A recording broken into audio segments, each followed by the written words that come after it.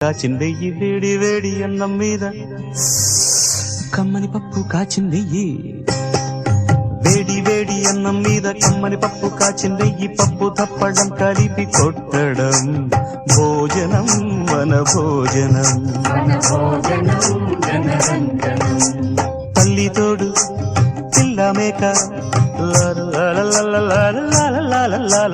తల్లి తోడు పిల్ల మేక ఆలు మగలు అత్త కోడలు బాసు బంటూ ఒకటేనంటూ కలవడం